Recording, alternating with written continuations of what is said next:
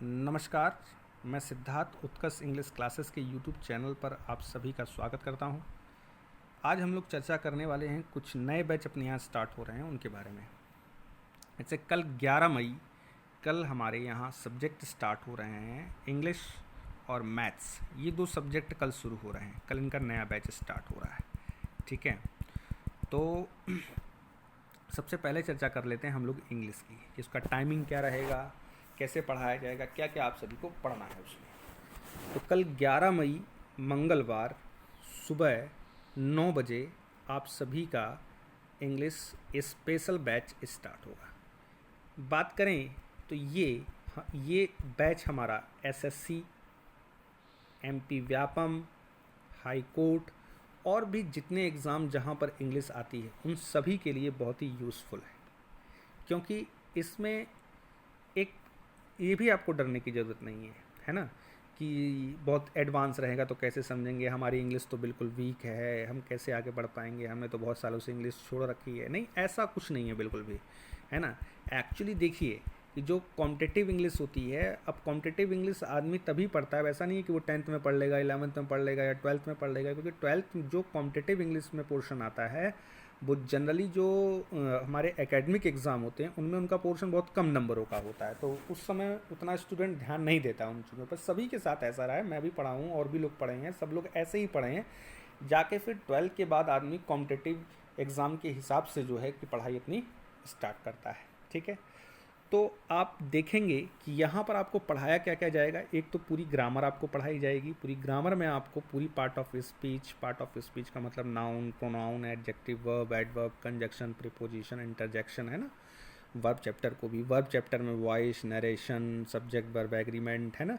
ये सभी चीज़ें आप सभी को बहुत विधिवत तरीके से पढ़ाई जाएगी। और साथ साथ में इसका एक दूसरा पोर्शन आता है वोकैबुलरी का, शब्दकोश का जो पोर्शन आता है, जिसमें सिमिलियर मीनिंग होते हैं, एंटोनिम्स होते हैं, वन वर्ड सब्स्टिट्यूशंस होते हैं, फ्रेजल वर्ब होते हैं, इडियम्स एंड फ्रेजेस होते हैं। ये भी जो कुछ क्वेश्चंस आते हैं उनमें जो है ये यूज़फुल है। अब बात करते हैं कि इंग्लिश कहाँ कहाँ पर आती है। जैसे एसएससी का कोई भी एग्ज़ाम ऐसा नहीं होता जहाँ इंग्लिश ना आए। सबसे ज़्यादा इंग्लिश पूछी जाती है एसएससी स्टेनो में। अगर आपका एसएससी स्टेनो है ना, तो अगर आपने स्टेनो किया हुआ, स्टेनो स्किल आपको आती है, तो आप एसएससी का फॉर्म भर सकते हैं। उसमें 100 नंबर की इंग्लिश आती है ना। और जो CHSL वगैरह देंगे तो 25 नंबर की आएगी, MTS का देंगे तो 25 नंबर की आएंगे, CGL का देंगे तो प्री में जो टियर फर्स्ट होता है उसमें जो है 25 नंबर की इंग्लिश 25 क्वेश्चन के माध्यम से पूछा जाता है उसे, है ना। दूसरी चीज़ हम चर्चा कर लें, क्या और एग्ज़ामों के लिए उपयोग, बिल्कुल। जैसे आप MP व्यापम की MP SI देंगे तो वहाँ पे 30 नंबर की इंग्लिश आएगी, है ना। हाई कोर्ट का देंगे तो वहाँ भी इंग्लिश आती है। और जो है कि जेल प्रहरी वगैरह का, MP व्यापम के और भी बहुत सारे एग्जाम हैं जहाँ इंग्लिश पूछी जाती है। तो इस कोर्स को करने के बाद आप किसी भी एग्ज़ाम में आराम से इंग्लिश पोर्शन में 96% आराम से स्कोर कर सकते हैं। अगर आपने एक बार ढंग से चीज़ों को पढ़ लिया, ढंग से चीज़ों को क्लास में जो बताया जा रहा है उसको याद कर लिया, उसको समझ लिया, तो ये समझिए कि निश्चित रूप से आपके ये नंबर आ जाएंगे। और इसमें ज़्यादा समय हम लोगों को नहीं लगेगा। मात्र ये कोर्स आपका है 2 से ढाई महीने का। 2 से ढाई महीने में आप बिल्कुल इतना एक्सपर्ट हो जाएंगे कि ऐसे क्वेश्चन आप हैंडल करना सीख जाएंगे, है ना। इसमें अब देखिए, अब इसीलिए आप लोगों को जैसे जैसे किसी ने कुछ बताया तो उस पर तो हमें इतनी जल्दी विश्वास हो नहीं सकता, तो इसलिए 3 दिन का यहाँ पर डेमो क्लास भी रखा गया है। तो आप मुझे कांटेक्ट कर सकते हैं 62, यहाँ पे नंबर भी है 6260331254 पर। इस नंबर पर कांटेक्ट करके आप अपना व्हाट्सएप ग्रुप में जो बच्चों का बना हुआ है उसमें आप अपना नंबर ऐड करवा लीजिए। 3 दिन का डेमो क्लास है। और एक चीज़ मैं आप सभी को इन्फॉर्मेशन दे दूं कि देखिए, इसमें और भी एक काम किया जाएगा, साथ साथ में पैसेज भी कराया जाएगा। पैसेज कराने का उद्देश्य ये है कि आपको इंग्लिश की हिंदी समझाई जाएगी, है ना। और साथ साथ में वर्ड मीनिंग पोर्शन रोज़ थोड़ा लेके चलते हैं। और ये नहीं कि पूरा एकदम उसमें 2-3 हज़ार हैं उसको याद करना, नहीं, कुछ नहीं। 500 से 700 वर्ड ऐसे हैं जो डेली 10-10, 15-15 होते चलेंगे, आपको पता भी नहीं चलेगा कब याद हो गए, है ना। पैसेज की हिंदी भी लगाना साथ साथ में सीखेंगे, मतलब सब कुछ बहुत ईजी तरीके से आपको बताया जाएगा। अब कुछ बच्चों का ये रहता है कि मेरा बेसिक कमजोर है, तो बेसिक देखिए, बेसिक भी यहाँ आपको एकदम बिल्कुल स्टार्ट किया जाएगा वर्ड से, लेटर से, सेंटेंस से, नाउन से, मतलब एक छोटी छोटी चीज़ें। मैंने कहा ना 3 दिन की डेमो क्लास है, आपको बढ़िया से वहाँ समझ में आएगा क्योंकि एक एक चीज़ आपको बताई जाएगी, है ना। और भी बच्चों ने यहाँ से सीखा है ना। जो भी यहाँ आया वो निराश नहीं हुआ, इंग्लिश सीख कर ही गया है ना। तो मैंने बताया कि कई सारे एग्ज़ाम्स में काम में आएगा। इसके साथ जो है कि जब ये फंडामेंटल थोड़ा सा कंप्लीट हो जाएगा तो आपको प्रैक्टिस करवाएंगे। प्रैक्टिस करवाने का तरीका हमारा क्या रहता है, जैसे ऐसे क्वेश्चंस दिए रहते हैं, जैसे एक्टिव पर ये पूछे गए क्वेश्चन ही रहते हैं ना। पहले तो आपको सीट्स दी जाती हैं अपनी अलग अलग, नाउन की अलग अलग, प्रोनाउन की अलग अलग। उसके साथ साथ फिर ये आपको, फिर इसके बाद जब थोड़ा सा आप प्रिपेयर होने लगते हैं फंडामेंटल में, तो आपको फिर डायरेक्ट पेपर पुराने दे दिए जाते हैं। चाहे वो MPSI का देना है तो MPSI के प्रीवियस ईयर के क्वेश्चन हो सकते हैं, व्यापम का और एग्ज़ाम देना है तो उसके हो सकते हैं, यूपी का कोई एग्ज़ाम देना है, हरियाणा का कोई एग्ज़ाम देना है, टीचिंग का कोई एग्ज़ाम देना है, तो प्रीवियस ईयर के पेपर सॉल्व करवाए, जिसमें से कुछ मैंने रखे हैं, कुछ क्वेश्चंस और स्पॉटिंग एरर वगैरह भी आते हैं इसमें, सेंटेंस इंप्रूवमेंट वगैरह भी आते हैं ना। तो कोई ऐसा नहीं है, बस देखिए अब जैसे यहाँ पर स्पॉटिंग एरर पूछा जा रहा है, सेंटेंस इंप्रूवमेंट पूछा, तो ग्रामर जब है, ग्रामर एक बार रूल तैयार कर ली तो क्वेश्चन चाहे किसी भी तरह से पूछे लेकिन वो तो रहेगा ग्रामर के पोर्शन से ही। तो आपको बस ग्रामर के रूल्स तैयार करने हैं, ठीक है। इसके साथ साथ मैथ्स का भी पोर्शन आपका स्टार्ट हो रहा है कल, है ना। मैथ्स का बैच स्टार्ट हो रहा है, तो मैथ्स का बैच भी आप ज्वाइन कर सकते हैं, ठीक है। मैथ्स का टाइम आप सभी को सेंड कर दिया जाएगा, ठीक है। ये भी बैच अनिल सर पढ़ाते हैं, बहुत ही अच्छा पढ़ाते हैं मैथ्स को, है ना। कई ट्रिक्स से एक ही क्वेश्चन को कई सवाल कई तरीक़ों से बताते हैं, और स्तर भी वो ऐसा ही रखते हैं कि आप कोई भी एग्ज़ाम दे तो उसमें आपको ऐसी प्रॉब्लम ना हो कि आप मैथ वहाँ पे सॉल्व ना कर पाएँ। दूसरी चीज़ ये है कि आजकल के एग्ज़ाम्स में दो चीज़ें बहुत ज़रूरी है, स्पीड एंड एक्यूरेसी। तो मैथ्स में हमें स्पीड भी बना के रखनी है और एक्यूरेसी भी बना के रखनी है। मतलब स्पीड कैसे बनेगी, ट्रिक से, है ना। एक्यूरेसी भी वहाँ पर सवालों को सही तरीके से हम सॉल्व कर सकें, इस भी पॉइंट ऑफ व्यू से आपको पढ़ाया जा रहा है, ठीक है। तो और बात करते हैं, एक बैच मैं अपना और शुरू करने वाला हूँ, है ना। एक बैच मैं अपना उन बच्चों के लिए शुरू कर रहा हूँ जैसे जिन्होंने टीचिंग का एग्ज़ाम्स भरा है। कहाँ पे भरा है टीचिंग का फॉर्म, अभी आप सभी ने भरा होगा, यूपी का TGT PGT का चल रहा है। तो उसमें क्या है, देखिए यहाँ पर लिटरेचर प्लस ग्रामर चल रहा है पूरा पोर्शन, ये भी स्टार्ट होने वाला है ना।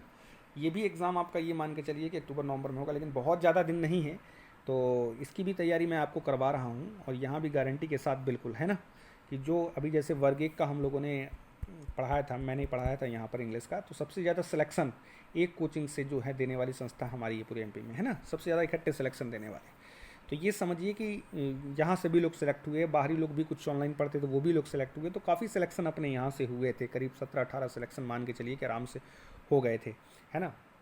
उससे ज़्यादा भी हैं, लेकिन कुछ ऑनलाइन भी बच्चे थे, है ना, और कुछ ऑफलाइन भी बच्चे थे। तो ये मेरे कहने का मतलब है कि अगर आप करते हैं तैयारी तो ये दोनों चीज़ें आपकी पोर्शन की तैयारी करवा दी जाएगी आराम से। और मेरे कहने का मतलब है कि अभी जैसे आपने MA किया हुआ है या BEd किया हुआ है इंग्लिश से, तो आप इस फॉर्म को भर सकते हैं। अब इसकी लास्ट डेट 15 तारीख है ना। 15 तारीख तक आप रजिस्ट्रेशन करवा सकते हैं। उसके बाद जो है कि 20 मई लास्ट डेट है फॉर्म सबमिट करने की, तो फीस भी सबमिट कराने की 16 होगी या 17 होगी, तो आप 15 के पहले ही फॉर्म को भर दीजिए, है ना। इसमें क्या चाहिए, जैसे PGT है तो आप MA इंग्लिश से अगर किए हैं तो आप इस फॉर्म को भर सकते हैं। अगर 2 साल कंप्लीट है तो आप इस फॉर्म को आराम से भर सकते हैं। उसमें BEd नहीं चाहिए PGT में, है ना। लेकिन TGT का है तो TGT में आपको BEd भी चाहिए और BA में इंग्लिश भी होना चाहिए आपका, है ना। तो ये भी बिल्कुल आसान पोर्सन, और ये एग्ज़ाम होना ही है, बिल्कुल तय है ना। इस साल ही होना है एग्ज़ाम, क्योंकि अगले साल यूपी में चुनाव, तो उससे पहले ही एग्ज़ाम ये होंगे, ठीक है। दूसरी मैं चर्चा आप सभी से इम्पोर्टेंट एक चर्चा कर लूँ कि अभी जैसे आप बैच ज्वाइन करते हैं तो आप ये समझिए कि आगे आपका सितंबर में एक एग्ज़ाम प्रस्तावित है, CET आपने सुना होगा, कॉमन एलिजिबिलिटी टेस्ट है, जिसमें पूरा पोर्शन ही आपका इंग्लिश भी रहेगा, मैथ्स भी रहेगा, रीजनिंग भी रहेगा, GS पोर्शन भी रहेगा। तो ये समझिए कि सितंबर में अगर प्रस्तावित है तो मान लीजिए कि जुलाई अगस्त में अगर इसका नोटिफिकेशन आता है, या मान लीजिए सितंबर से अक्टूबर में भी जाती है कोरोना की वजह से, तो ये समझिए कि ऐसा नहीं है, प्रिपरेशन करने में तो आप सभी को टाइम लगेगा ही, आप बढ़िया से प्रिपरेशन उसकी करिए, है ना। और जो लोग भी जुड़ना चाहते हैं वो मुझे कॉल करके 6260331254 पे कॉल करके जुड़ सकते हैं। इसमें मैंने नंबर भी लिख दिया है अपना, है ना। इस पोस्टर में नंबर है 6260331254, ठीक है। ज्वाइन कर सकते हैं, मुझे मैसेज कर दीजिए, मुझे कॉल कर लीजिए, कॉल करके। और एक चीज़ मुझे इंपॉर्टेंट चर्चा करनी थी कि लॉकडाउन की वजह से फ़ीस में डिस्काउंट चल रहा है, ठीक है। तो बिल्कुल आप सभी लोग बैच ज्वाइन कर लीजिए, और 5 मंथ इसकी वैलिडिटी रहेगी। और एक सबसे बड़ी बात आप सभी के लिए कि ऑनलाइन तो ये वैलिड रहेगा, अगर ऑफलाइन भी आप उन 5 महीनों में बैच को ज्वाइन करना चाहते हैं तो आप कर सकते हैं, ठीक है।